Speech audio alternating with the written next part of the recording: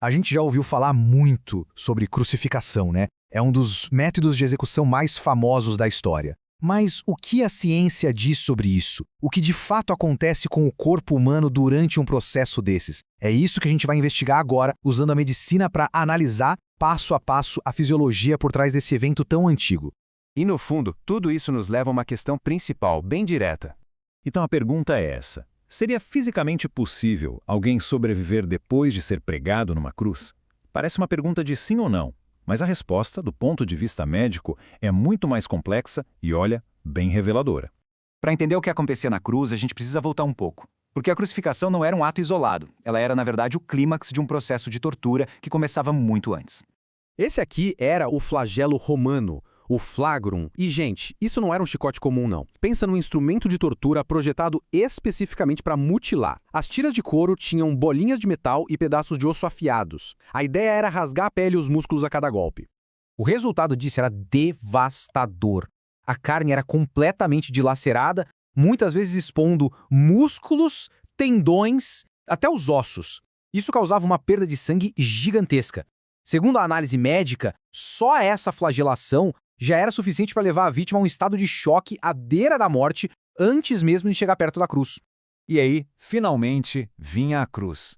Mas o mais impressionante, talvez, é que a análise aponta que os ferimentos dos pregos não eram a principal ameaça.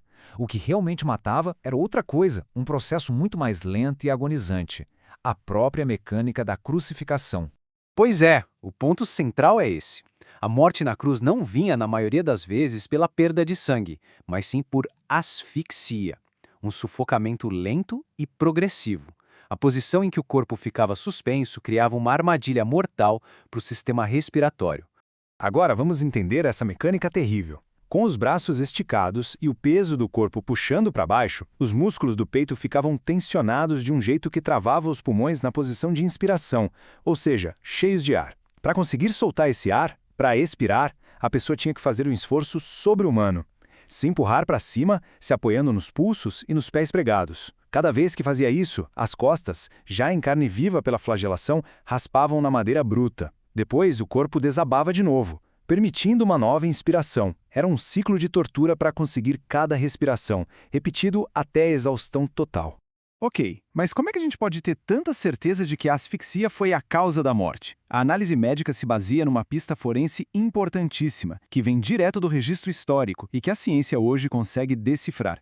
O relato diz que, quando uma lança perfurou o tórax, saiu sangue e água. Para um leigo, isso pode até parecer um detalhe poético ou simbólico, mas para um médico, isso é um diagnóstico preciso. É uma evidência clínica. Hoje a gente sabe que essa observação corresponde a uma condição médica específica, o derrame pericárdico.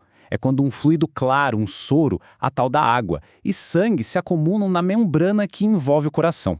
E essa é uma consequência conhecida, documentada, da morte por asfixia. E o ponto-chave é que essa é uma reação fisiológica do corpo. Seria impossível forjar ou simular isso. É uma prova objetiva, quase como um laudo médico póstumo que confirma a causa da morte. Então vamos juntar todas as peças: o trauma extremo da flagelação, a mecânica torturante da respiração na cruz e a evidência forense do derrame pericárdico. Juntando tudo isso, a análise médica consegue dar um veredito para aquela nossa pergunta inicial. A conclusão do especialista, baseada em toda essa evidência fisiológica, é inequívoca. A fonte afirma de forma bem clara: a opinião médica é de que a morte na cruz, nesse caso específico, foi um fato. Isso nos deixa com uma reflexão, não é? O quanto o nosso conhecimento científico de hoje pode iluminar o passado e dar novos significados a eventos antigos. Quantos outros registros históricos poderiam ser reinterpretados e compreendidos de uma forma totalmente nova se a gente olhasse para eles através das lentes da fisiologia humana? É algo que com certeza vale a pena pensar.